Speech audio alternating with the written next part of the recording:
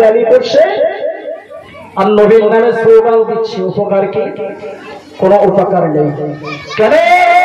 আমার মুজাহিদুল জামান আমির শরিয়াত তারা হুজুর কিবলা রাহমাতুল্লাহ আলাইহি তিনি পালন করেন।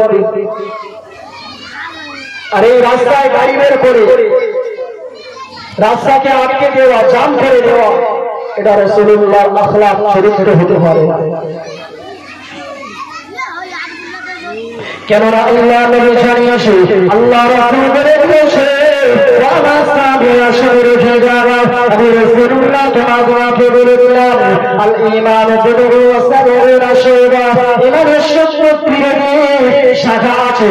লা ইলাহা ইল্লাল্লাহ, লা ইলাহা ইল্লাল্লাহ বলা ও আল্লাহা সর্বনিম্ন শাখা হলো ইমানাতুল্লাহ আলাইহি। রাস্তা যদি কোনো কষ্টদায়ক বস্তু করে দেখে, এই কষ্টদায়ক বস্তুটা সরিয়ে দেওয়া হলে ইমানের একটি শাখা। যে রাসূলুল্লাহ রাখলা হলে, যে রাসূলুল্লাহ চলতে হলে রাস্তা থেকে কষ্টদায়ক বস্তু সরিয়ে দেওয়া।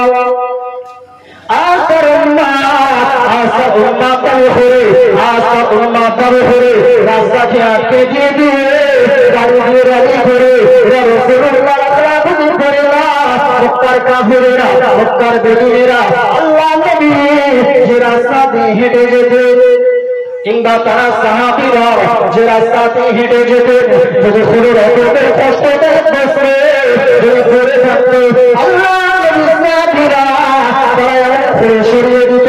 মক্কার কাফিরেরা, মক্কার বেদুইনেরা তারা যদি রাস্তা দিয়ে হেঁটে হেঁটে যেত, কোনো কষ্টদায়ক বস্তু যদি না খুঁজে পেত, তারা অনেক গর্ব করে বলতো, আরে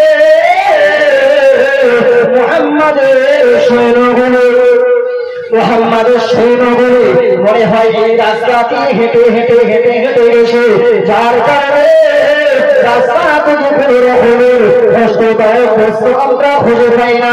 আর রাস্তা যদি কোনো কষ্টদায়ক বস্তু যদি ঘুরে থাকতে, মক্কার কাফিরেরা বলতে, মক্কার বেদুইনেরা বলতে, মুহাম্মাদের কোন সৈন্য বুঝি, মুহাম্মাদের কোন উম্মত বুঝি এই রাস্তা দিয়ে হেঁটে যায়।